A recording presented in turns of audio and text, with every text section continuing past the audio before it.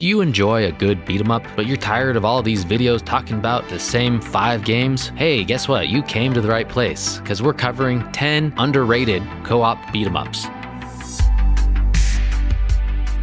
Starting with Dragon Sisters. It's a 2.5D side-scrolling beat-em-up on the PS2. A lot of people don't know about this one because it only came out in Japan. You control one of 2 sisters, and the gameplay involves repetitive button mashing for punches and kicks, with limited combos and an occasional ability. Enemies, from silver armored figures to larger foes, become progressively tougher, but lack strategic variation. The absence of a block mechanic is compensated by a dash, while a special power-up has marginal impact. Defeating enemies rewards red orbs used for upgrades, and longer combos increase rewards. Despite its simplicity and repetitive nature across the 100 levels of the campaign and mission mode, Dragon Sisters offers engaging yet somewhat shallow gameplay, with adequate visuals and audio effects, making it suitable for those seeking uncomplicated yet attention-demanding action.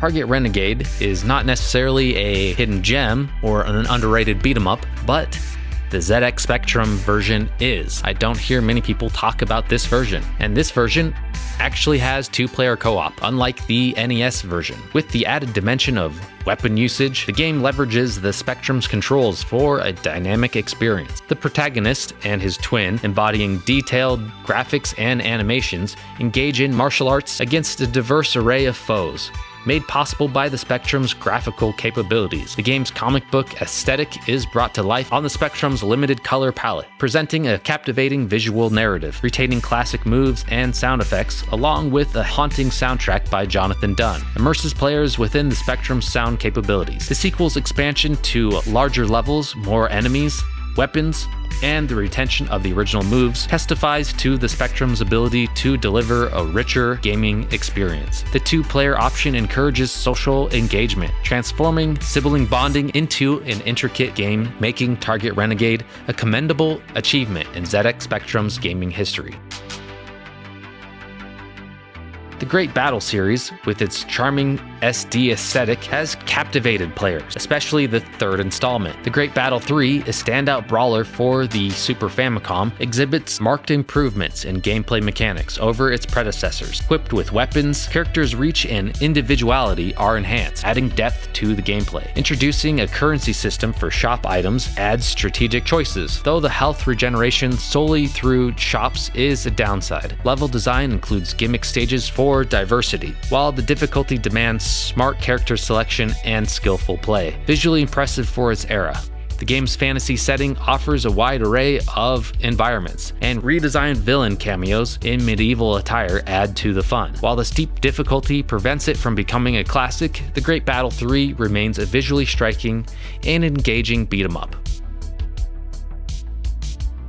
Undoubtedly, the PCFX, Hudson Soft's follow-up to the PC Engine / TurboGrafx, witnessed market failure, putting an end to their home hardware ambition. Hidden within the failure are genuinely remarkable games that demand attention. Zenki FX stands out as one such gem. Despite the prevalent emphasis on FMV anime games, Zenki manages to slip onto the platform, showcasing the PCFX latent potential. Its captivating 2D sprites, fluid artwork, inventive graphics, robust beat-em-up gameplay, and a judicious blend of sparingly used FMV and pre-rendered 3D graphics showcase the platform's capabilities. This game alone can justify owning a PCFX, even if obtaining an original copy proves expensive. The PCFX doesn't have copy protection, so you can actually burn a disc and play it.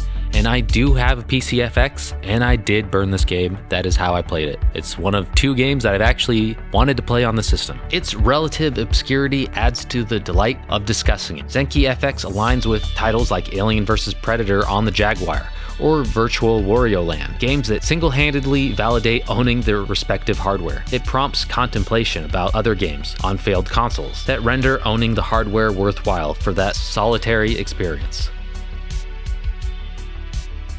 Dragon Ball GT Transformation is a visually impressive Final Fight style beat 'em up, set in the Dragon Ball GT universe. While not innovative, Its solid design and captivating graphics cater well to Dragon Ball enthusiasts seeking portable brawling action. I've always wanted a co-op Dragon Ball game, preferably one that's a beat 'em up, so this is the closest thing to that. I think a lot of people missed out on it because it's on the Game Boy Advance, and especially with the co-op mode. I've been able to link up 2 GBAs and experience this game. It's a really solid beat 'em up. The team-oriented gameplay lets players select 3 characters from a roster of 9, swapping them in-game and strategizing for battles. Unfortunately, the story mode lacks multiplayer. Although one of the modes lets you play through all the levels of story mode, it doesn't include any of the story cutscenes. So I don't know why they made it that way. It doesn't make any sense, but nonetheless, that's how you should play it, is co-op. The remarkable graphics utilize the GBA's capabilities fully, with detailed backgrounds, fluid character sprites, and creative graphical effects, though audio doesn't match the visuals quality. Dragon Ball GT Transformation stands as a commendable beat 'em up and one of the GBA's better Dragon Ball titles. Gladiator Road of the Sword was released in 2001, deserves a distinct mention here. It stands as the finest offering from IGS and ranks among the most exceptional brawlers ever produced. Its superiority places it comfortably within the top 10, if not the top 5 of all-time brawler games. Gladiator demonstrated excellence in design, controls, animation, characters, originality, and execution. The game excelled in character design, showcasing a diverse cast with unique abilities, and its combat system combined elements from Capcom's refinement of the genre, with new mechanics offering unique fighting dynamics and the innovative ability to switch between techniques on the fly. Additionally, a leveling system, creative level design inspired by classical Asian architecture, and opponents embodying mythological and historical villains enhanced the overall gameplay. This pinnacle of the brawling genre, overshadowed by limited accessibility, remains a testament to IGS's prowess in crafting exceptional beat-em-up experiences. This is one that I didn't even know about until very recently, but yes, it's that good.